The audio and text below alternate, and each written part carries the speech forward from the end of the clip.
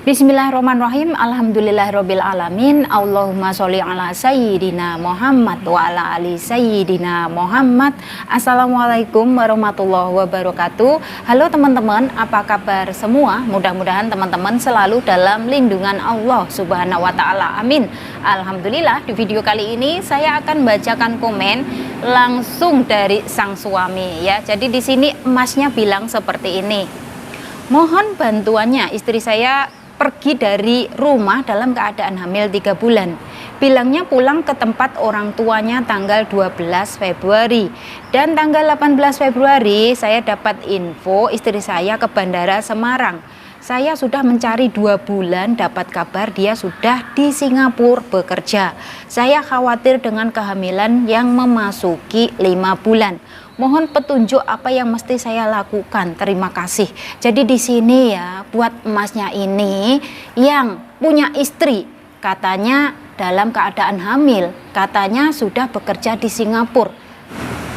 Perlu diketahui ya, untuk menjadi seorang TKW bekerja di Singapura ini, misalkan dalam keadaan hamil itu sudah pasti akan ditolak ya, nggak boleh. Karena apa? Dari Indonesia saja sebelum terbang ke Singapura itu sudah dilakukan cek medikal terlebih dahulu. Dan di sini ya, kalau menurut penilaian dari saya ya, mungkin bisa jadi mbaknya ini sembunyi di rumah orang tuanya, dan mungkin ada pihak lain yang ngasih kabar tapi nggak pasti, kabar burung bahwasanya istrinya sudah masuk ke Singapura ya. Jadi di sini misalkan antara emasnya dengan mbaknya ini punya masalah ya, harus diselesaikan secara baik-baik. Kasihan sama si janinnya ya, kasihan sama si calon babynya ini loh ya.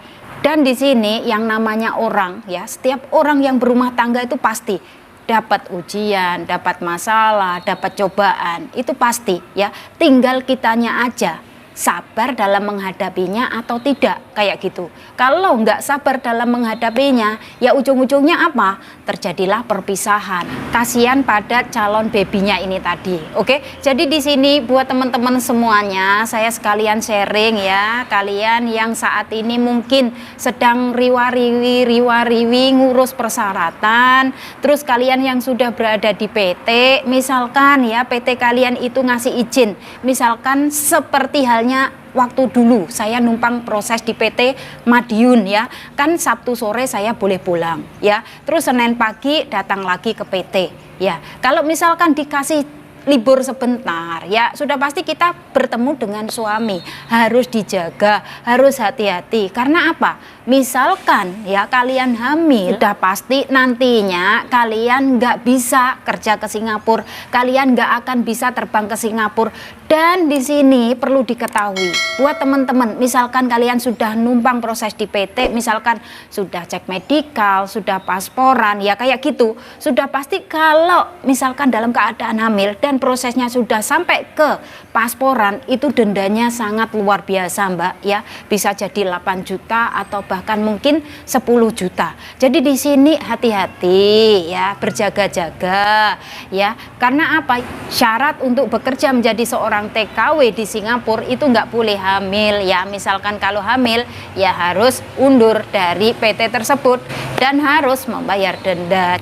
Itu bagi yang sudah berkeluarga ya. Tapi di sini buat yang belum berkeluarga dan punya cowok, punya calon kayak gitulah ya, itu juga harus perlu hati-hati juga. Jadi di sini buat emasnya ini tadi saya sarankan carilah mbaknya ini di tempat orang tuanya. Jangan cari info yang mungkin bisa dibilang kabar burung ya, harus dicari sendiri ke sana, harus dicek ke lokasinya. Pesan saya buat teman-teman semuanya ya, yang saat ini kalian punya masalah ya, entah itu dengan sang suami, entah itu dengan saudara atau orang tua ya, sebelum kalian berangkat kerja ke luar negeri, tolong selesaikan masalah kalian. Karena apa? Biasanya ya, yang dari Indonesia itu sudah membawa masalah, nanti setelah sampai di luar negeri itu ujung-ujungnya berakibat fatal. Karena apa teman-teman? Yaitu tadi mungkin lah ya, bisa jadi kena karma, doa dari orang yang kita sakitin ya. Bisa jadi nanti setelah sampai di rumah majikan, terus akhirnya kita itu benar-benar selalu aja dapat masalah dengan majikan lah, dengan keluarga majikan lah. Mungkin pekerjaan yang kita dapatkan itu mungkin berat untuk kita, ya. Jadi di sini buat teman-teman semuanya, alangkah baiknya kalian itu di saat pergi ke luar negeri ini nggak ada masalah apapun dengan keluarga kalian. Itu yang benar-benar nantinya akan membuat kalian itu merasa nyaman, merasa lancar dalam mencari rezeki di negeri orang, ya, seperti itu. Karena apa? Banyak sekali teman-teman, ya, waktu saya liburan ke entah itu ke City Plaza, entah itu ke Orchard atau kemana-mana ke Bugis, ya kayak gitu, banyak sekali yang share sama saya, Mbak, kenapa ya saya itu kehidupan saya begini-begini di dalam rumah majikan. Terus saya tanya, apakah mbaknya ini punya masalah dengan keluarga? Apakah mbaknya ini punya mungkin lah ya menyakitin orang di Indonesia? Terus mbaknya ini ngomong, iya mbak, saya punya masalah dengan suami. Nah itu ya, jadi dari sini alangkah baiknya setiap kalian punya masalah itu harus diselesaikan dulu, ya. Agar apa? Agar kalian dalam mencari rezeki, ya, itu dipermudahkan. Nggak ada masalah apapun. Apa kalian nggak kepingin nantinya setelah sampai di rumah majikan itu misalkan lah ya, dapat majikan yang baik, dapat pekerjaan yang ringan, terus kalian itu dapat makan yang cukup, dapat jam istirahat yang cukup. Nah untuk itu cuman satu kuncinya, ya, selesaikan masalah kalian sebelum kalian berangkat ke luar negeri, ya. Tapi kalau buat teman-teman yang nggak percaya, ya terserah, monggo, ya, mau dicoba ya monggo, kayak gitu. Karena di sini banyak sekali saya sudah menemukan mbak-mbak yang seperti ini itu banyak sekali. Terus akhirnya apa yang terjadi? Setelah sampai di luar negeri, mencari kenalan. Terus akhirnya apa yang terjadi? Mencari pacar, mencari cowok. Kalau bisa mah jangan, ya. Karena apa teman-teman?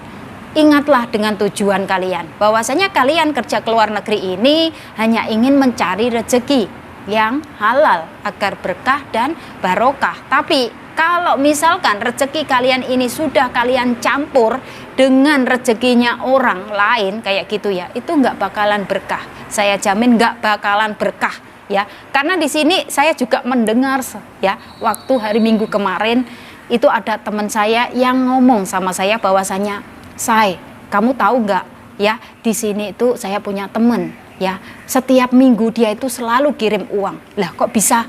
Ya dia di sini punya gendaan," kayak gitu. Astagfirullahaladzim, ya. Kalau bisa mah jangan sampai, ya, kayak gitu. Karena apa? Misalkan sekecil ataupun sedikit uang yang kita dapatkan, kok kita campur dengan hasilnya orang lain, itu nggak berkah teman-teman. Yakin nggak berkah. Nanti suatu saat pasti ada aja masalah yang akan kita dapatkan, ya. Kalau bisa mah satu tujuan kita, bekerja mencari rezeki yang halal agar berkah dan barokah untuk keluarga kita yang ada di Indonesia. Seperti itu saja, ya. Nggak usah mencari yang lebih.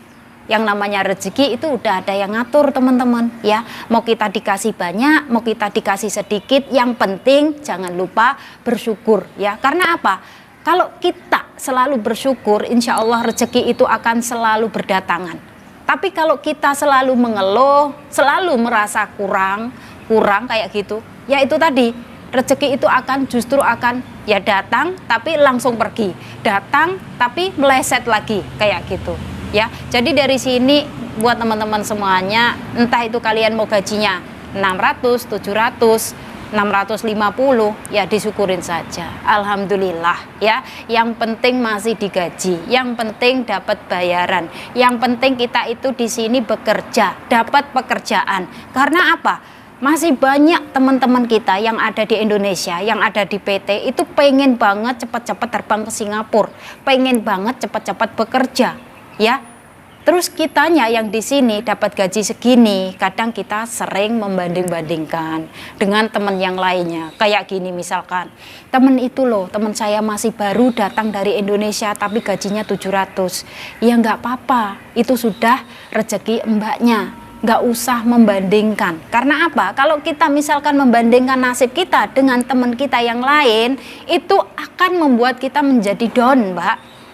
Ya, membuat kita nggak menjadi semangat bekerja, malah menjadi malas-malasan bekerja. Terus akhirnya ujung-ujungnya apa?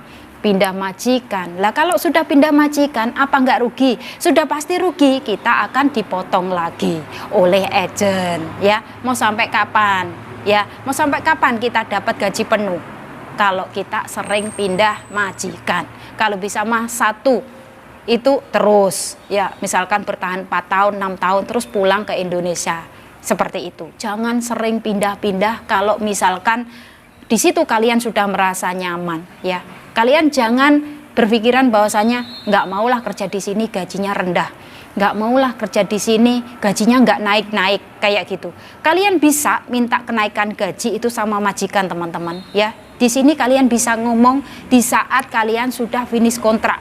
Setiap finish kontrak, teman-teman, kita itu bisa yang namanya ngomong sama majikan bahwasanya nantinya saya minta kenaikan gaji sekian.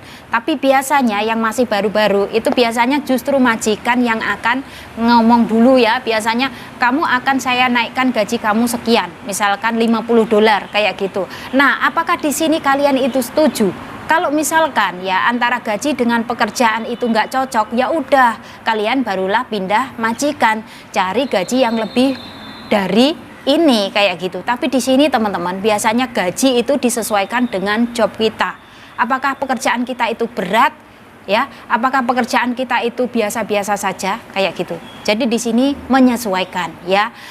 Semoga saja buat teman-teman semuanya yang saat ini sedang mengurus persyaratan riwa-riwi, ya, yang sudah masuk ke PT, saya doakan semoga semuanya lancar, ya, dipermudahkan segala urusan kalian. Semoga segera terbang ke Singapura, ya. Yang belum turun jobnya segera turun job, yang belum dapat majikan segera dapat majikan. Pokoknya doa terbaik buat teman-teman saya semuanya. Tetap semangat, tetap ingat dengan tujuan kalian, bahwasanya kalian kerja ke luar negeri sudah pasti ingin merubah nasib, kepingin punya masa depan yang lebih cerah. Untuk itu kalian harus tetap semangat, ya teman-teman. Oke, dan di sini nggak lupa juga saya selalu memberikan doa buat kalian semuanya agar kalian nantinya dapat majikan yang baik, agar kalian nantinya merasa betah nyaman di rumah majikan. Dan kalian harus ingat pesan dari saya satu, ya, bahwasanya proses adaptasi itu nggak mudah. Kalian harus sabar dan sabar dalam menjalani proses adaptasi di rumah majikan. Karena apa? Di situ semuanya serba baru, mulai dari bahasa, mulai dari pekerjaan, semuanya serba baru. Dan di situ kalian harus benar-benar belajar, harus benar-benar mau belajar dengan tekun, belajar dengan rajin, ya, kayak gitu. Dan satu lagi, di saat kalian sudah datang di rumah majikan, kalian harus punya yang namanya inisiatif dalam bekerja. Oke teman-teman, semoga saja sharing dari saya bisa bermanfaat dan bisa memotivasi buat teman-teman semuanya yang ingin bekerja ke Singapura khususnya. Dan saya akhiri sampai di sini. Akhir kata, wassalamualaikum warahmatullahi wabarakatuh. See you on my next video. Bye bye.